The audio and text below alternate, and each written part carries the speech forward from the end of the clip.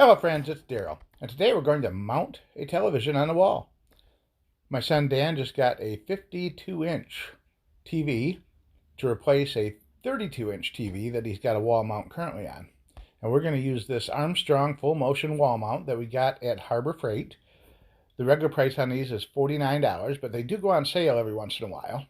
And I think with our Inside Track Club membership we have at Harbor Freight, we got it for $42. It's a full motion TV. It pushes in and out against the wall, it tilts forward, and it swings left and right away from the wall. Gives you a nice variety of motions. It can hold up to 80 inches and 130 pounds. Real quick, let's go through the tools that I used for this project. We used a 3-foot long level, a cordless drill with a couple of drill bits, and an 8 and 10 millimeter socket with a ratchet handle, a Phillips screwdriver, and one of the most important things and most useful things you really need is a stud finder, because you definitely need to get a good solid mount into your studs to hold all this weight on your wall. Another important thing to remember when installing this, the lag bolts that hold the mounting plate to the wall are a fairly large diameter and they need to go deep into the studs. So it's critical, absolutely critical, to make sure you drill the pilot holes first before you screw the lag bolts into the studs, or else you'll risk splitting the studs open and losing your grip in them when you tighten down the lag bolt, or even worse, you could snap the lag bolt off as you're trying to screw it in. And when you're actually screwing the lag bolts in, I would not recommend using an impact driver or a drill. Too much danger of over torquing them. I would use a hand ratchet to tighten those lag bolts up for sure. So let's open it up and have a look inside and see what we got. Here's the main mounting plate. These are the two of the brackets for the extended mounting setup. These are the lag bolts that go into the wall, and all kinds of different bushings and pivot tools and gaskets and bolts for your TV mount are here. Comes with an assortment, it looks like. Very detailed instruction manual. There's the swing arm mechanism. You can see how it pulls up like a scissors action here. Look at that. These plastic inserts are only for use in concrete, cement, block, or brick installations. Do not use them in drywall. This is the wall we're going to mount the TV to. This had the smaller TV mounted here originally. And you can see the bracket is already in place with lag bolts mounted right into a stud. So that makes it a lot easier. We know there's a stud right there. And this is a standard construction home where the studs are every 16 inches on center. And we're going to verify that with our stud finder. A little bit, hit the button, and as we pull it over, we should get red marks when we can approach a stud. Look, there we go. Boom. Here's the next stud to the right. Boom. Right there. So we can mark the edge of each stud. We come at it from both sides so we get a good idea of where the edges of the stud are. Should be 1.5 inches apart, and we put our bolt right in the middle. We used a nice big bubble level across the two holes to make sure they were level. There's our lag bolt that came with the new mounting bracket. Alright, we've laid the TV down flat on a very soft bed. Try not to put any weight on it as you've got it laid down like this, but then we're going to mount the vertical mounts into the holes. This particular one is 300 by 300 or 400? 300 by 300. 300 by 300 millimeters.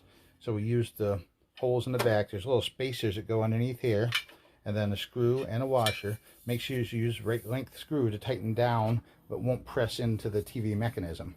If it bottoms out before it gets to where this is nice and tight, you've used too long of a screw. Now we're going to put the horizontal bars across. Can't imagine what it would cost somebody to come and do this crap. Last one. To make it easier to mount the back plate, we're attaching the actual mounting bracket to the horizontal rails first. That will make sure everything's lined up nice and straight and tight when we tighten down the horizontal brackets. And you can see it's clearly marked.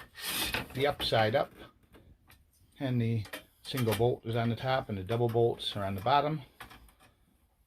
And that's what a lot of people are kind of nervous. They said actually most of the weight of the TV is held on these 3 tiny little bolts right here on the pivot mechanism. Doesn't that seem kind of sketchy, Dan?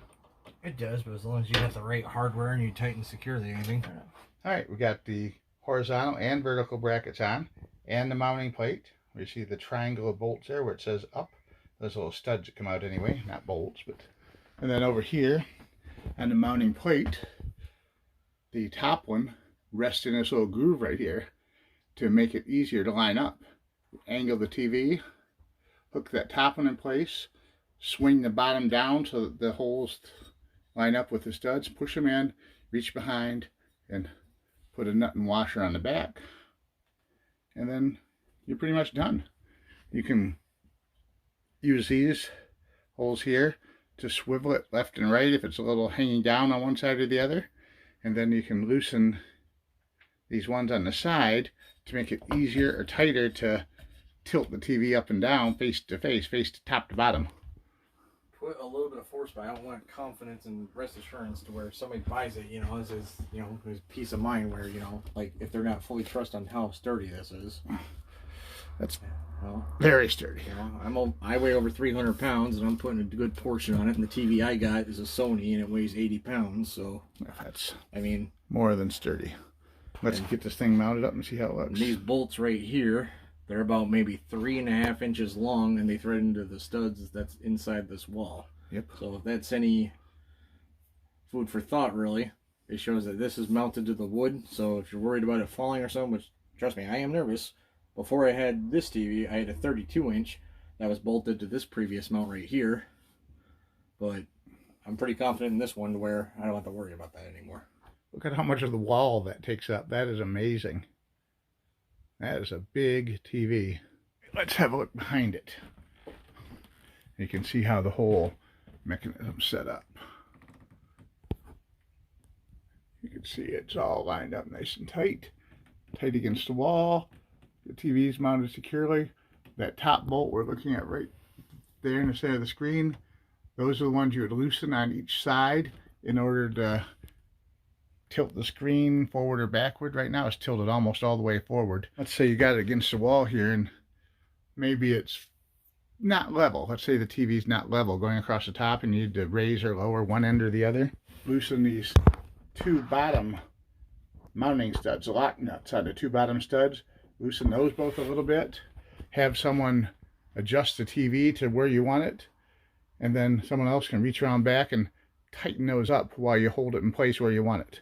When we put the horizontal and vertical bars on the back, it was a little bit too close to the wall over there for what we wanted it. So instead of centering the vertical bars on the back, we offset them about 1.5 inches, 1 3/4 inches? I think so, yeah. We offset them about 1 3/4 inches to pull the TV further away from the wall to the left. That's actually perfect where I wanted it to. And that's exactly where you want it. How about that? Job well done. $49.95 regular price. We got it for like $42 with our Harbor Freight membership card. Plus I owe you dinner. And it worked out great. Well, thanks for watching. Me and Dan appreciate it. Have a nice day, and bye for now.